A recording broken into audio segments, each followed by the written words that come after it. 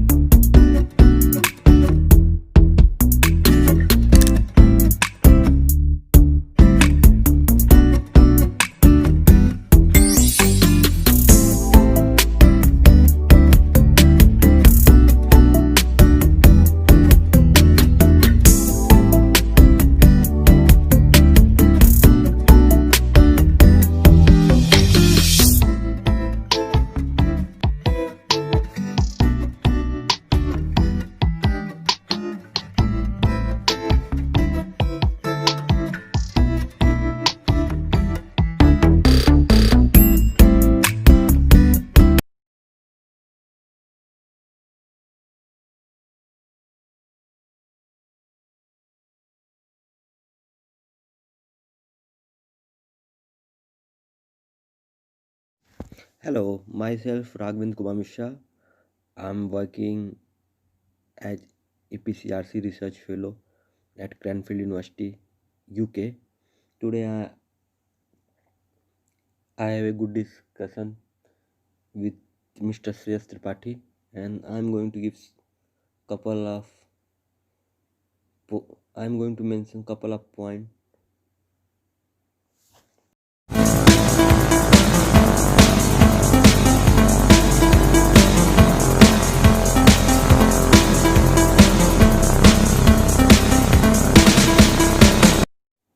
You know, nanotechnology.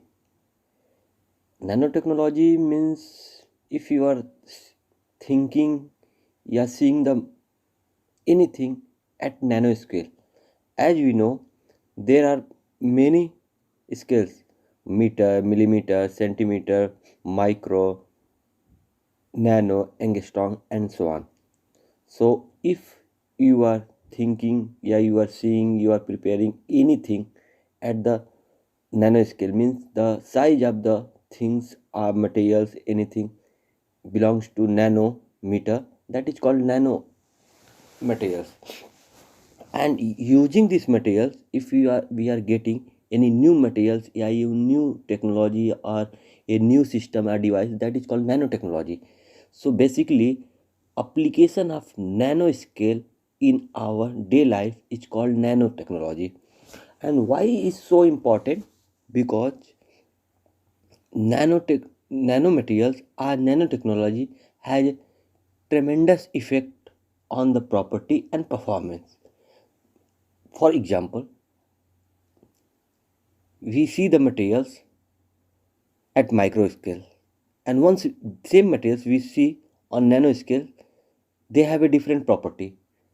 Because if you are cut down the materials in lower scale, the surface area and surface property, and also mechanical property, electrical property, all this property will be influenced.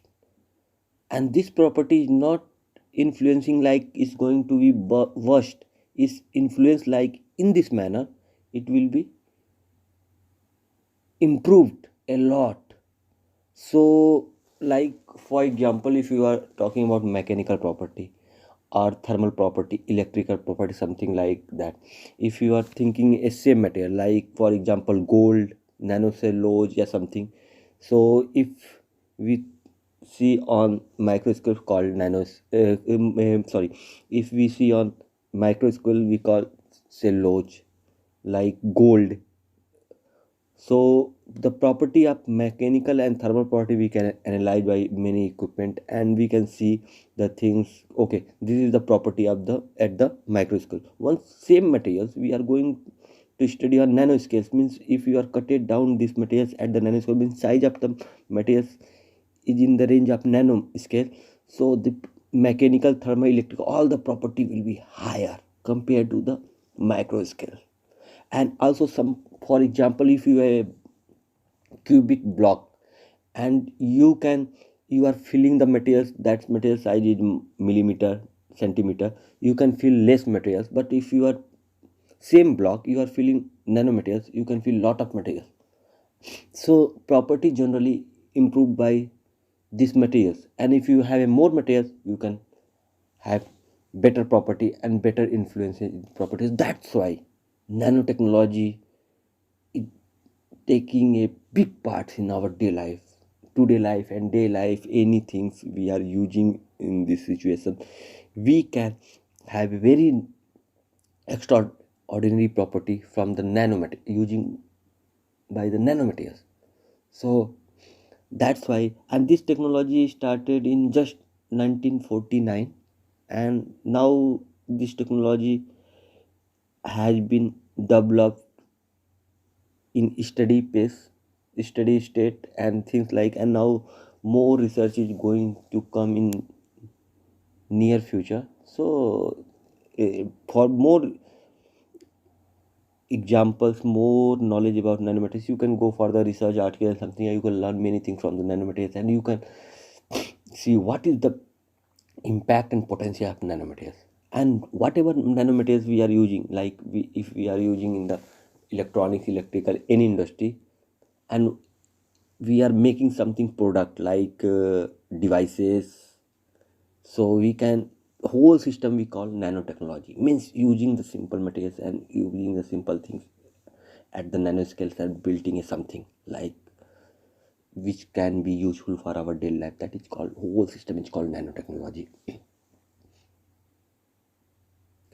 Actually, if you are asking me ideal of my life, so we inspire some, we everyone is inspired from someone, and I am inspiring day by day by the science. So my ideal thing is the science, because once you see that something is developing day by day and that thing is very useful for you, so means that is important for you, and that things you can see, and that things you can see and you learn from those things a lot. So that's why I inspire from the science, how the science started in 1800 century, and now what is science. Initially we did not had any electricity, television and something. Now we have a television, internet, 5G, 4G, 3G, many 3G, 4G, 5G, all the things, tablet, and supercomputer, laptop, desktop. These are the revolution of technology, and that come from the science. So if you are saying something who is the ideal, not particularly someone is my ideal, but I can say I inspire from the science. Yeah, the success come from the something we learn from the something, and I learn from the failure. If you try something and you are getting unsuccessful result, so you learn many things from those things.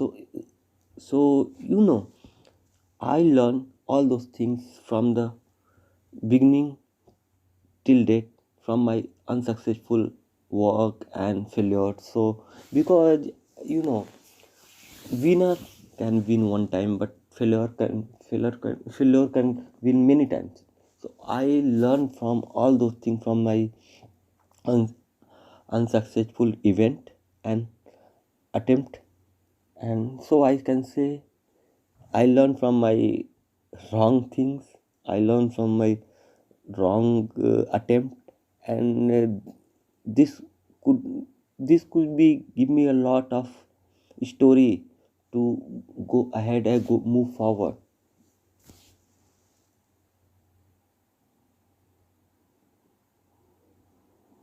Yeah, first thing, for future generation, you have to update yourself. For example, if you are thinking, oh no, I am not going to update, I am not going to learn something new, you are not going to achieve something, you are not going to achieve something, because day by day something new comes and something new technology comes. For that, something new life styles come. For that, you have to make yourself to be updated. And and if you are interested to be updated, you have to learn something. So for me, and I learn from the things whatever develop, what has been developed last few centuries, and so that's why I I got many ideas, and I'm performing those idea in the real experimental world.